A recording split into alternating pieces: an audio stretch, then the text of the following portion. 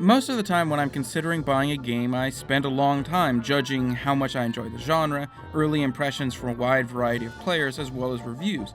But sometimes a game pops up that has such a unique concept, such an insane core idea, that I absolutely have to check it out, logical considerations be damned.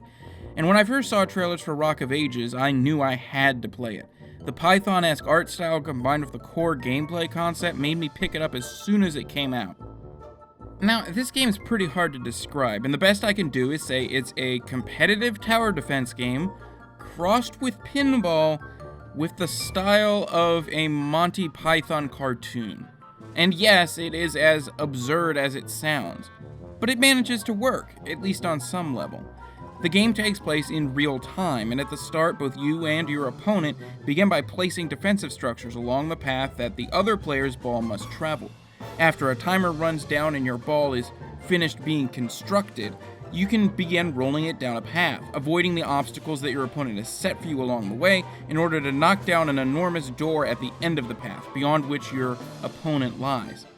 At the same time, your opponent, whether it's the computer or another player, is doing the exact same thing.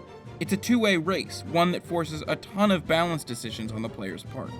You only have so much money, so do you want to spend it on better defenses, or do you want to upgrade your giant rock so that it does more damage? However, this requirement to establish a strategic balance also brings me to my biggest problem with the game. It just isn't balanced very well. Defenses are difficult to place. They can only face the 4 cardinal directions, nothing diagonal. And worse yet, ranged defenses like catapults miss almost constantly. At some point, the strategy simply becomes to just try and slow them down, to make sure that you can hit their door harder and faster. This heavily diminishes the strategic aspect. But even with that part of the game being a bit misguided, it's still a whole lot of fun to play. The other half of the game, the whole rolling down mountains thing, is a real enjoyable experience. Jumping over towers, hitting that door as hard as you can, rolling over people and buildings, it's great.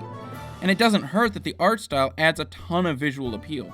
There are the obvious nods to Python animation in the cutscenes and character models, but that style, or a version of it, also carries over into the 3D world in a way that I think is really impressive. That is very much an art style that I would not have expected to transition into a 3-dimensional space very well. But not only have the developers of Rock of Ages managed to do it, but they've managed to do it in a way that actually works. However, the humor the game uses this art style to convey hasn't aged nearly as well as Python has. While there are some humorous nods to history throughout, there are also some very dated references to things like the movie 300 that fall remarkably flat.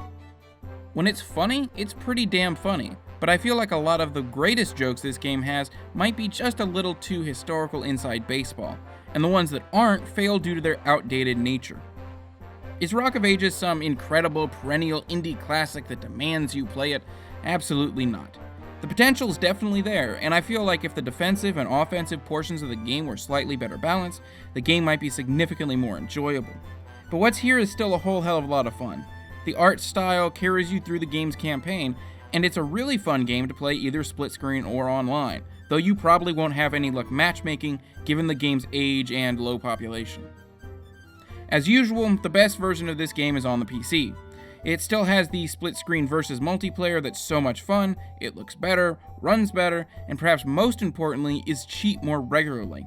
Since this is a digital title, unless you want to pay the retail price of $10, which I honestly think it's worth, you pretty much have to wait for it to go on sale, and that's far more likely to happen on Steam than any other platform.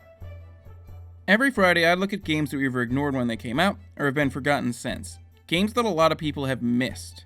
And I look at what makes them special, why people should go back to them. If you like that idea, be sure to subscribe so you can see the latest videos. If you like this review in particular, be sure to hit that like button, and thanks for watching.